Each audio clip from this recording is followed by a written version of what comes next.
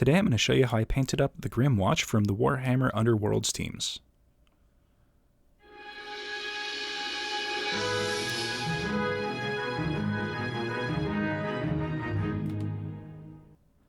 Now, I picked up this set a while ago, and I kind of lost the build instructions which had the paint scheme on them, so we're just going to kind of wing it and hope for a passable zombie-esque appearance.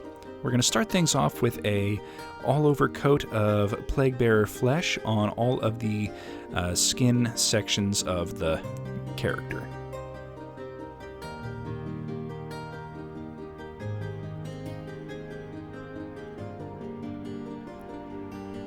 And while that's drying, we're going to do a coating of Agros dunes on all of the sand and kind of little stony rubble sections of the base.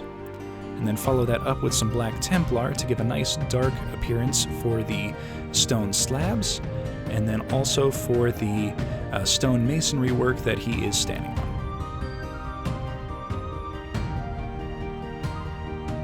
Since the model is going to be kind of light in appearance, this will add some nice color contrast to the piece. Next, we're going to go a kind of medium layer of Rakelin flesh shade on all of the skin tones. This will help to darken some of the shadowed areas and give a little bit more of non-green flesh tone to the piece.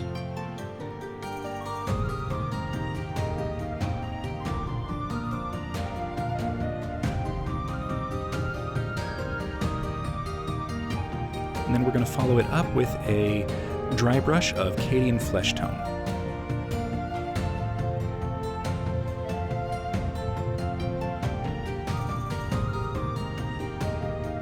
And then a light dry brush of Gray Seer just to give a little bit of highlight to some of the raised areas.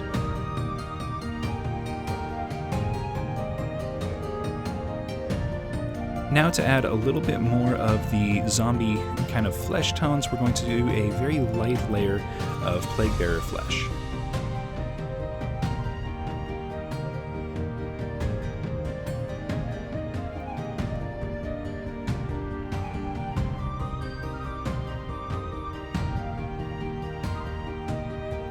And then a even lighter layer of Rakelin flesh shade. This will help kind of give the skin a aged, worn, almost stretched appearance.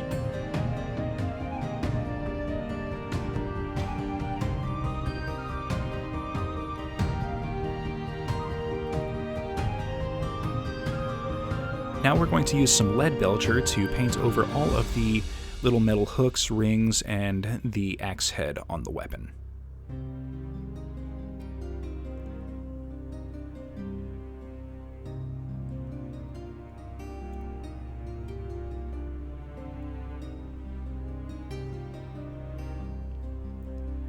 Then we'll follow that up with some snakebite leather to touch up the hand grip and the loincloth.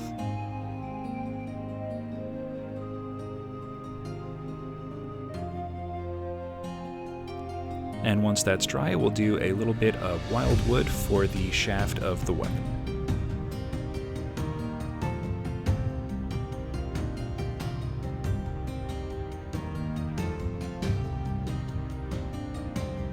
Now a little bit of skeleton horde to touch up all the skulls that are on the base, as well as these little bones that are protruding from various parts of the body.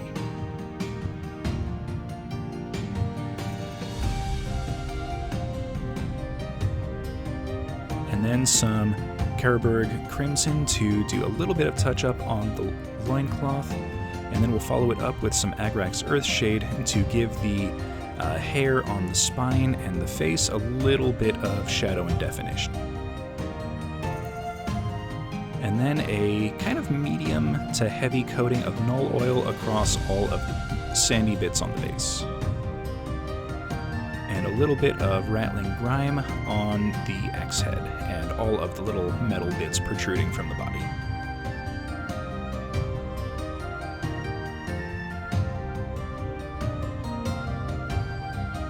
Alright, I think that looks pretty good so far, but I kind of want to give it a little bit more of a skin tone and not quite so much yellow.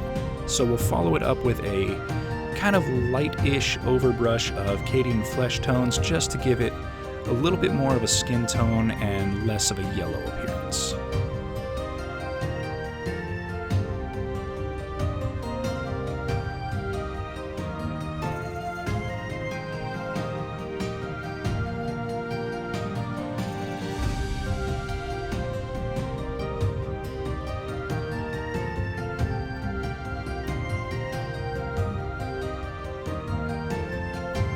And here we are with the finished team. The models turned out a little bit lighter in coloration than I'd originally hoped, but overall I can't say I'm disappointed with the results. Might have been a little bit better if the bases were a bit darker. So please everyone, hit that like button and subscribe for future content, comment in the comment section, and we will see you all next episode.